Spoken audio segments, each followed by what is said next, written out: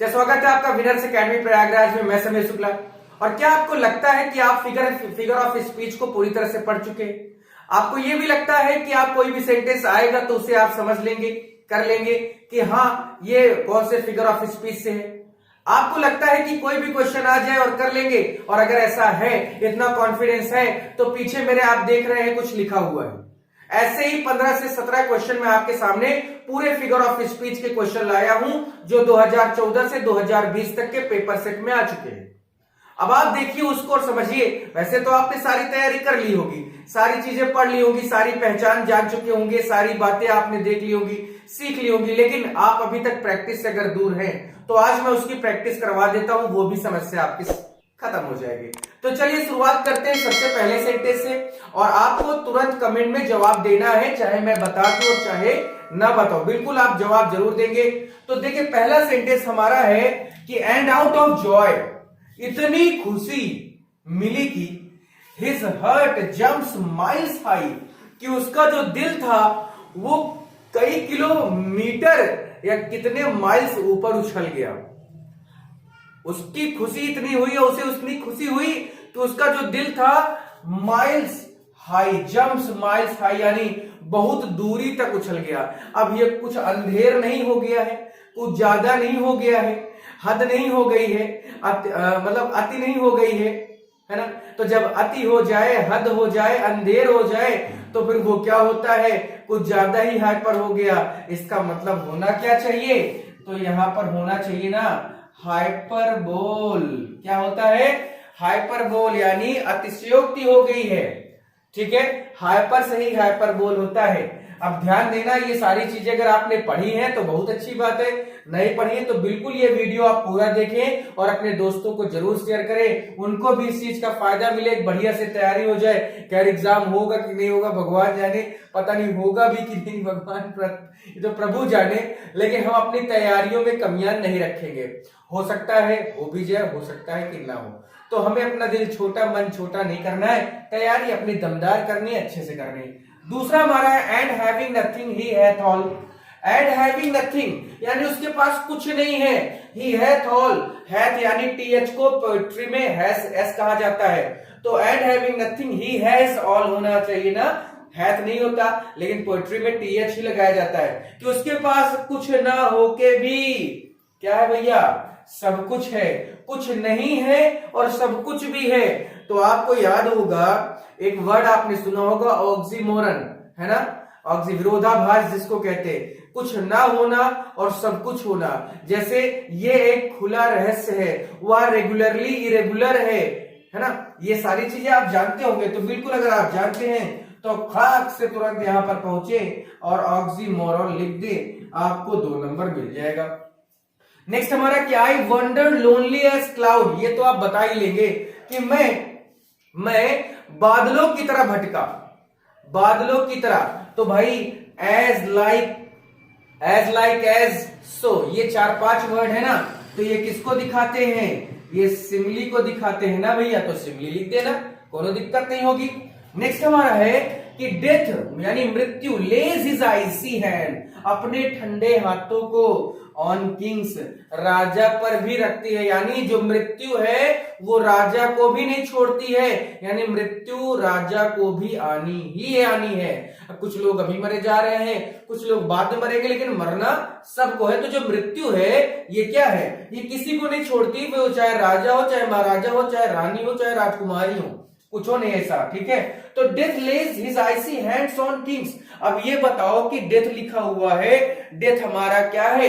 एक निर्जीव वर्ड है ना, यानी एक लाइफलेस थिंग्स है, लाइफलेस ऑब्जेक्ट है, और lifeless object and abstract ideas, है ना, जो ऐसी चीजें जो है ही नहीं, जो एक निर्जीव चीज को हम सजीव मानकर सजीव जैसा व्यवहार करते हैं, तो क्या कहलाता है? मानवीकरण, यानी आपका ये हो जाएगा पर्सनिफिकेशन। ये क्या हो जाएगा?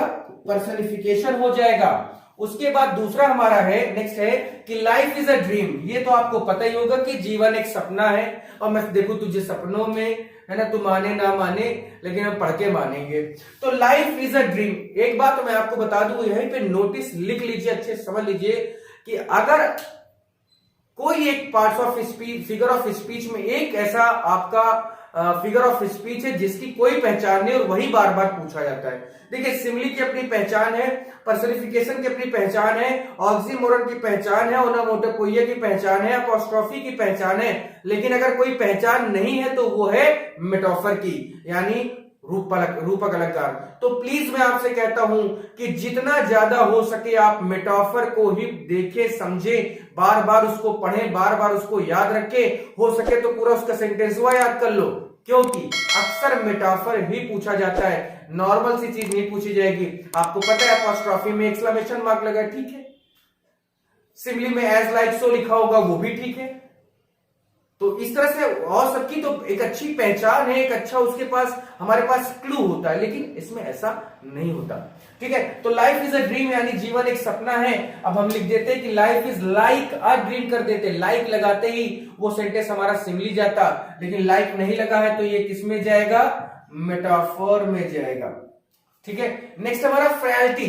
फ्रैलिटी मींस होता है कमजोरी, ठीक है, या कमजोरी या आंतरिक कमजोरी का मतलब क्या है कि विश्वास न होना। तो frailty, thy name is a woman, thy means होता है दी, दाई दो, यू योर यू, ठीक है, योर यहाँ पर योर है, your name is a women, यानी जो कमजोरी है वो महिलाओं की बहुत बड़ी क्या है, प्रॉब्लम है और गड़बड़िया है। और यहाँ पर आप देख रहे होंगे कि लास्ट में एक्सक्लेमेशन मार्क लगा है, और एक्सक्लेमेशन मार्क लगा हो तो वो क्या कहलाता है, अपॉस्ट्रोफी कहलाता है ना भैया, ये लोग आ गया। नेक्स्ट है she is a fen of stagnant water, ये मैंने लिख दिया फॉर यू, इसे आप बताएंगे। She is a fen of stagnant water, इसका जवाब मुझे जरूर दे देना बेटा, ठीक है। नेक्स्ट हमारा the moon weld her face, यानी चंद्रमा ने या चांद ने अपने चेहरे को छिपा लिया। अब चांद ने अपने चेहरे को छिपाया तो चांद नाम का कोई आदमी है, आदमी तो है, लेकिन क्या चांद एग्जैक्टली है जो सजीव है, नहीं है ना। हमने इसको क्या माना, केवल और केवल एक हमने सजीव माना है, और सजीव मानकर कह रहे कि भैया चांद ने अपनी नजरें झुका ली, अपने फेस को छुपा लिया, तो ये कहां पर जाएगा, आपका निर्जीव है, और इसके साथ हम सजीव जैसा व्यवहार करते हैं, तो ये आपका हो गया पर्सनिफिकेशन। यानी 7वां नंबर आपको बताना है, बाकी तो हम समझ लेंगे, ठीक है। फिर आगे बढ़ते हैं नंबर 9 की ओर। चलिए नंबर 9 हमारा, she is the pillar of state, ठीक है, she is the pillar of state. अब यहां पर इस सेंटेंस को आप समझ सकते हैं कि क्या लिखा हुआ है। देखिए, आपको हिंदी भी निकालना है, एक आना जो है वो भी एक जरूरी हिस्सा है इसका, यानी अगर आपको हिंदी आती है तो बहुत अच्छा है, नहीं आती है तो थोड़ा दिक्कत होगी आपको, यानी आपको प्रॉब्लम का सामना करना पड़ सकता है। तो she is the pillar of state, यानी वो स्टेट, यहाँ पर राज्य की बात जरूर हो रही है, यहाँ पर सब एक स्थिति की बात भी कर सकते हैं, राज्य की बात भी कर सकते हैं, कि वो एक स्टेट वो क्या है, उसका पिलर है। अब देखिए यहां पर पिलर को क्या बताया, पिलर ऑफ स्टेट को क्या बताया जा रहा है, सी एस सी को क्या बताया जा रहा है, पिलर ऑफ स्टेट। सिर्फ इज और एज और लाइक का यूज नहीं किया गया, अगर वो होता तो सिमिली होता, और नहीं है तो यहां पर ये क्या हो जाएगा, मेटाफर हो जाएगा। ये क्या हो जाएगा भैया, मेटाफर। दूसरा कि experience is the best teacher, ये तो आपने कई बार सुना भी होगा, कई बार पढ़ा भी होगा। अब यहाँ पर experience is the best teacher, यानी अनुभव बहुत अच्छा टीचर होता है, अनुभव जो होता है हमारा वो बहुत अच्छा टीचर होता है। अब देखिए यहाँ पर इसको थोड़ा सा दिक्कत इसमें ये है कि कई किताबों में ये मेटाफर भी लिखा होता है, कई जगह पर पर्सनिफिकेशन। पर्सनिफिकेशन क्यों, क्योंकि एक्सपीरियंस नाम का कोई आदमी नहीं होता है कि बहुत अच्छा टीचर है। और मेटाफर क्यों है, क्योंकि एक्सपीरियंस को बेस्ट टीचर बताया जा रहा है, या बेस्ट टीचर कौन है, एक्सपीरियंस बताया जा रहा है। तो यहाँ पर आपको थोड़ा सा डिसाइड करना है, और आप बीच में मैसेज कमेंट करें कि ये मेटाफर है या पर्सनिफिकेशन है। Life is a bitter sweet, ये आप देखिए कि जीवन एक खट्टा, जीवन क्या है, खट्टा मीठा है, और जब खट्टा मीठा है तो भैया ऑक्सीमोरन बता दो ना, ऑक्सीमोरन बता दो, यानी विरोधाभास है, बिटर का स्वीट से और स्वीट का बिटर से। My friend is regularly irregular, regular irregular, यानी नियमित तौर पर अनियमित, या नियमित रूप से अनियमित है, तो यहां पर भी दोनों में क्या हो रहा है, विरोधाभास, तो ये भी ले लो ऑक्सीमोरन में।